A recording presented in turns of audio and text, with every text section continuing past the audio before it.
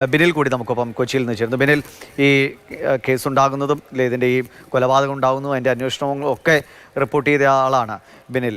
ഇപ്പോൾ ഇങ്ങനെ ഒരു തീരുമാനം ഇപ്പോൾ എല്ലാവരും ശ്രീ ജയശങ്കറും ശ്രീ മാത്യു കുഴൽനാടനും നമ്മുടെ ബാലഗോപാലും ഒക്കെ വ്യക്തമാക്കുന്നത് ഇത് സ്വാഭാവിക നടപടിക്രമം എന്ന് തന്നെയാണ്. പക്ഷേ പെട്ടെന്ന് ആളുകൾ ഉണ്ടാക്കുന്നത്, കാരണം ഇത്രയേറെ നമ്മളെ ഞെട്ടിപ്പിച്ച ഒരു സംഭവത്തിൽ ഇങ്ങനെയൊരു തീരുമാനത്തിലേക്ക് അല്ലെങ്കിൽ എന്തെങ്കിലും രീതിയിൽ പ്രതിക്ക് അനുകൂലമായ ഒരു തീരുമാനത്തിലേക്ക് പോകുമെന്നൊരു ചെറിയ ആശങ്കയാണ് നിലവിലുള്ളത്.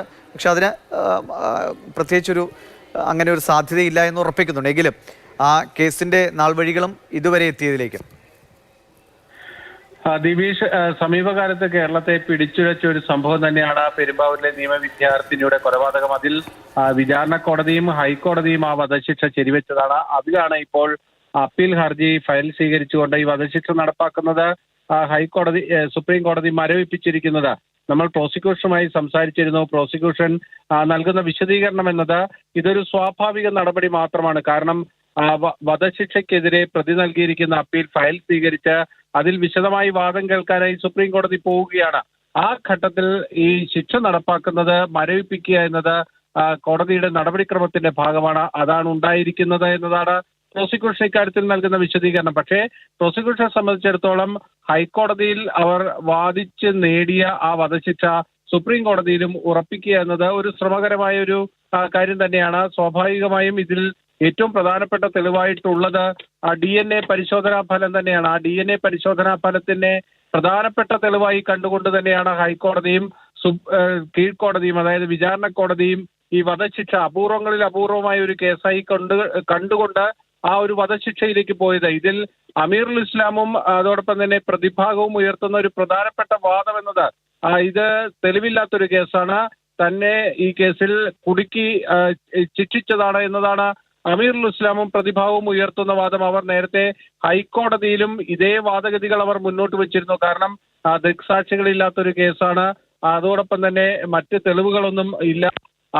അത്തരത്തിലുള്ള കാര്യങ്ങളൊക്കെ മുന്നോട്ട് വെച്ചുകൊണ്ടായിരുന്നു അവർ ഹൈക്കോടതിയിലും അതോടൊപ്പം തന്നെ കീഴ്ക്കോടതികളിലും ഒക്കെ തന്നെ വാദം ഉയർത്തിയത്. പക്ഷേ ഹൈക്കോടതി ഇതിൽ ഏറ്റവും പ്രധാനമായി കണ്ടത് ഇത് അപൂർവങ്ങളിൽ അപൂർവമായ കേസായി തന്നെ കാരണം ഒരു അടച്ചുറപ്പില്ലാത്തൊരു വീട്ടിൽ കഴിഞ്ഞിരുന്ന ഒരു പെൺകുട്ടി, ആ പെൺകുട്ടിയെ ആ വീട്ടിൽ അതിക്രമിച്ചു കയറി അതിക്രൂരമായാണ് കൊലപ്പെടുത്തിയത്. ആ കൊലപാതകത്തിന്റെ വിവരങ്ങൾ പുറത്തേക്ക് വന്നപ്പോൾ അത് എത്രമാത്രം ഭയാനകമായിട്ടാണ് നമ്മുടെ മലയാളി സമൂഹം ഏറ്റെടുത്തതെന്ന് നമുക്കറിയാം. അതോടൊപ്പം തന്നെ നിർഭയ കേസിന് ശേഷം ഉണ്ടായിട്ടുള്ള വലിയ ചലനങ്ങൾ ഉണ്ടാക്കിയ ഒരു കേസ് കൂടിയാണ്. അത്തരത്തിൽ അതിക്രൂരമായ ഒരു കൊലപാതകമായിരുന്നു. അത് എടുത്തു പറഞ്ഞുകൊണ്ടാണ് നേരത്തെ വിചാരണ കോടതി ഇത് വധശിക്ഷയിലേക്ക് പോകേണ്ട ഒരു കേസാണ്, പ്രതിക്ക് ഏതെങ്കിലും തരത്തിലൊരു മാനസാന്തരത്തിലേക്ക് പോകാൻ ഉള്ള ഒരു സാധ്യതയുമില്ല എന്ന് വിലയിരുത്തി തന്നെയാണ് ഈ വിധിയിലേക്ക് പോയത്. ഹൈക്കോടതിയും ഇതിൽ അപ്പീൽ കേട്ട സമയത്ത് ആദ്യഘട്ടത്തിൽ ഈ മനഃശാസ്ത്രജ്ഞന്റെ റിപ്പോർട്ട് അടക്കം കോടതി വിളിച്ചു വരുത്തി അതെല്ലാം പരിശോധിച്ച ഒരു സാഹചര്യം ഉണ്ടായിരുന്നു. ഇപ്പോഴും സുപ്രീം കോടതിയും അതേ കാര്യങ്ങൾ തന്നെയാണ് ചെയ്തിരിക്കുന്നത്. അതായത് പ്രതിക്ക് ഏതെങ്കിലും തരത്തിലൊരു മനപരിവർത്തനത്തിനുള്ള സാധ്യതയുണ്ടോ എന്നതടക്കം പരിശോധിക്കുകയാണ്. കാരണം ഒരു കേസിൽ വധശിക്ഷയിലേക്ക് പോകുമ്പോൾ അക്കാര്യങ്ങളെല്ലാം തന്നെ കോടതിക്ക് പരിശോധിക്കേണ്ടതുണ്ട്. പ്രതിയുടെ സാമൂഹ്യ പശ്ചാത്തലമടക്കം പരിശോധിക്കേണ്ടതുണ്ട്. ആ ഒരു കാര്യത്തിലേക്ക് സുപ്രീം കോടതിയും പോയിരിക്കുന്നു എന്ന് വേണമെങ്കിൽ നമുക്ക് ഈ ഘട്ടത്തിൽ പറയാം. പക്ഷേ ആ കാര്യങ്ങളെല്ലാം തന്നെ നേരത്തെ കേരള ഹൈക്കോടതി വിശദമായി പരിശോധിച്ച ശേഷമാണ് വിചാരണ കോടതി വിധിച്ച അതേ ശിക്ഷ തന്നെ ശരിവെച്ചത്. ശരിയാണ്.